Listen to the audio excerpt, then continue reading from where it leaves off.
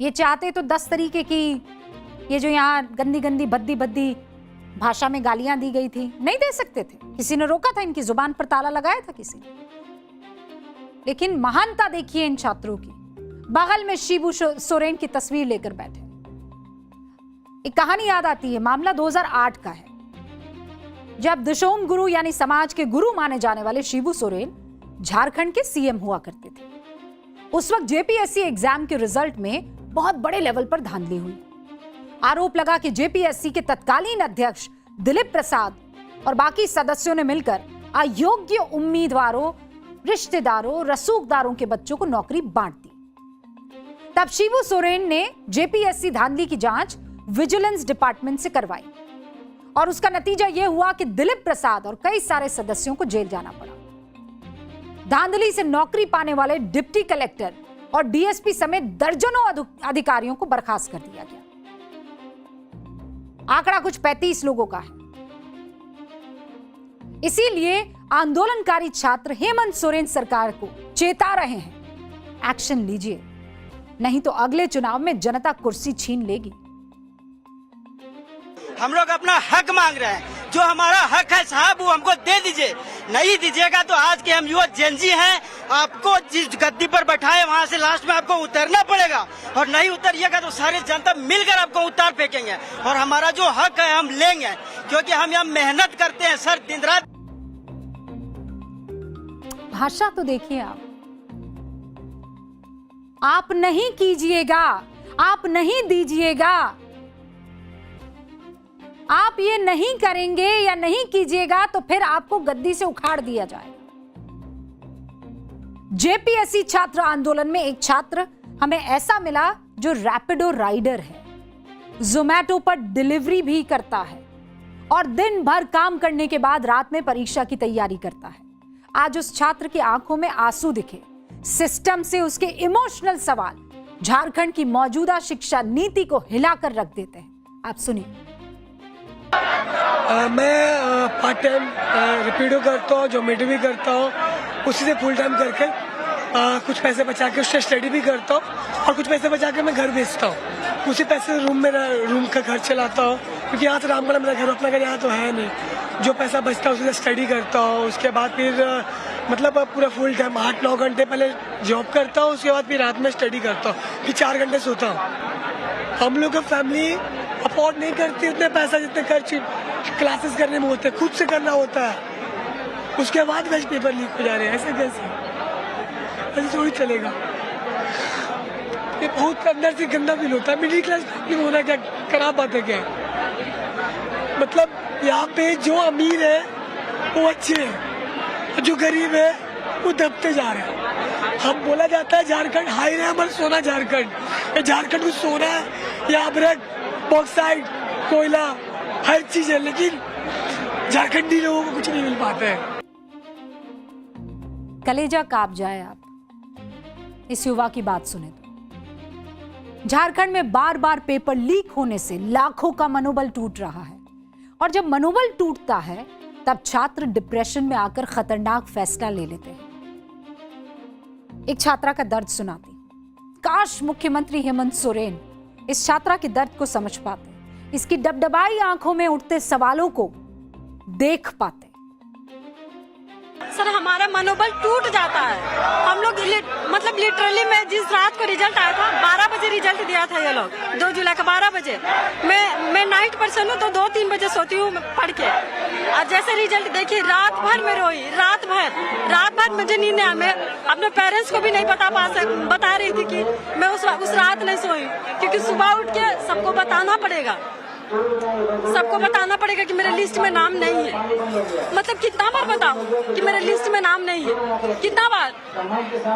आप एक तो बहुत कम चांस होता है कि हम लोग यहाँ हम लोग हमारा गवर्नमेंट जॉब हो।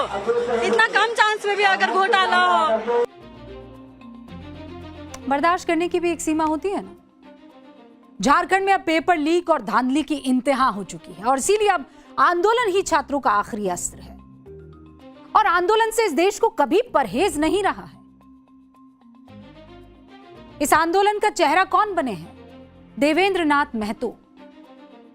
और इस वक्त न्यूज की पाठशाला में देवेंद्र नाथ महतो सीधे हमारे साथ जुड़ चुके हैं। बहुत बहुत स्वागत है महतो जी आपका। आप 5 दिनों से अमरण अनशन कर रहे हैं।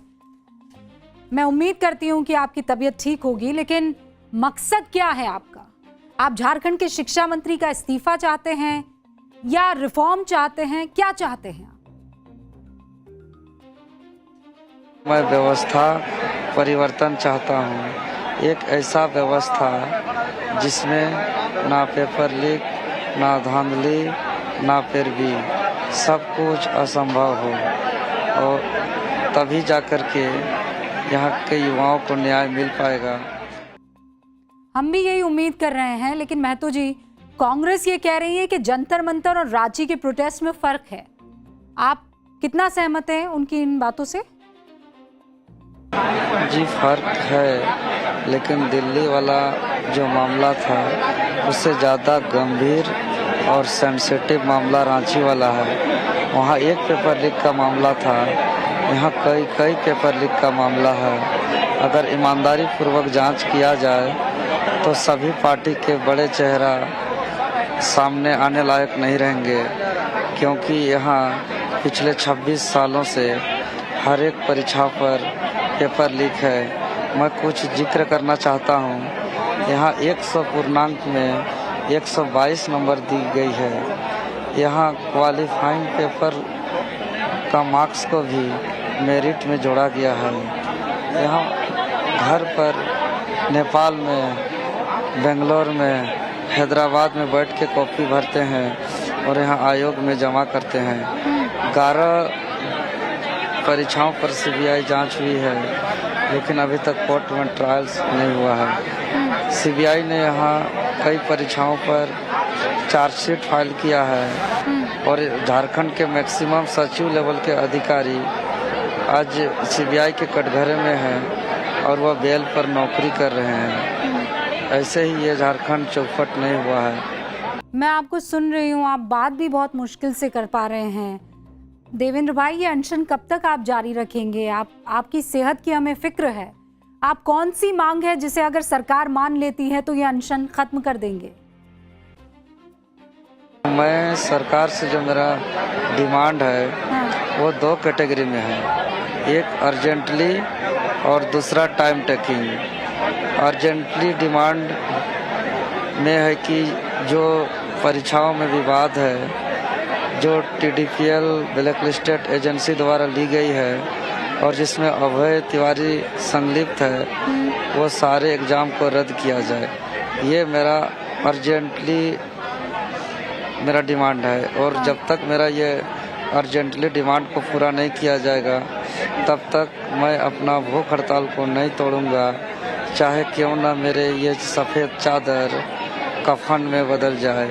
मैं इसको भी स्वीकार कर लूंगा, नहीं देवेंद्र जी, लेकिन बार बार नहीं लड़ूंगा। नहीं देवेंद्र जी, हम नहीं चाहते हैं कि ऐसी कोई भी अनहोनी हो। आप प्लीज़ अपना ख्याल रखिए।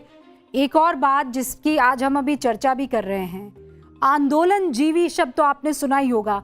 आंदोलन में आपने उनको घुसने ही नहीं दिया है। सीजेपी के मंच का तो इस्तेमाल हो गया था इन आंदोलन जीवियों की तरफ से। आप लोग फिल्टर कैसे कर रहे हैं? आपके आंदोलन में ये घुस नहीं पा रहे हैं। आंदोलन की मर्यादा भी आप लोगों ने बनाए रखी हुई है, कैसे? देखिए, पहली बात तो हम लोग बहुत अनुशासित हैं और झारखंड प्रदेश जंगल, झाड़, पहाड़, पर्वत, नदी, नाला, झरना का प्रदेश है, जो हमें संयम सिखाती है, जो हमें धैर्य सिखाती है, जो हमें अनुशासन सिखाती है। और वैसे लोगों को जब कभी भी उस तरह का लगता है कि कोई लोग वैसा है, तो सबसे पहले तुरंत हम लोग उसको अपने मैदान से बाहर करते हैं। तो कभी हम लोग इसका शुरुआत पनपने ही नहीं दिए कि आज इतना देश स्तर का एक केंद्र बिंदु बन गया है, लेकिन यहाँ पर किसी भी प्रकार का अनुशासनहीनता, अमर्यादित भाषा आपको दिखाई नहीं पड़ेगा। यहाँ पूरी तरह लोकतांत्रिक तरीके से, अनुशासन तरीके से हम लोग ये चूँकि सत्याग्रह से शुरुआत किए हैं। यह आंदोलन बापू वाटिका, बापू महात्मा गांधी के चरण कमल से शुरुआत किए हैं। देवेंद्र भाई, मतलब सच में जितना कहें उतना कम है इस आंदोलन के बारे में। हमने खुद कहा कि क्या चरित्र रहा है इस आंदोलन का, लेकिन हम ये भी जानते हैं कि इस लड़ाई के दौरान देवेंद्र भाई आपने अपनी माँ को खो दिया, लेकिन आपने हिम्मत नहीं हारी। आपके लिए बहुत कठिन रहा होगा जब अपनी माँ और जिम्मेदारी में आपको चुनना पड़ा होगा। छठी जेपीएससी में भी इसी तरह की गड़बड़ी और धांधली की गई थी, जिस पर मैं 60 दिन इसी तरह सत्याग्रह में बैठा हुआ था।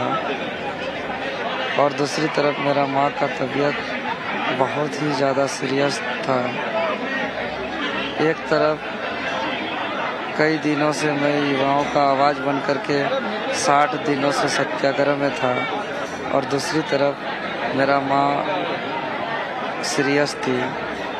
मेरा धर्म संकट था कि अगर हम सत्याग्रह से चले जाते तो लाखों युवाओं का आवाज़ थम जाती। हम इसको छोड़े या जो मेरा माँ जन्म दी है मैं उसका सेवा करूं, और मैं युवाओं के आवाज़ के साथ रहा, पर मेरा माँ हमको छोड़ करके चल गई।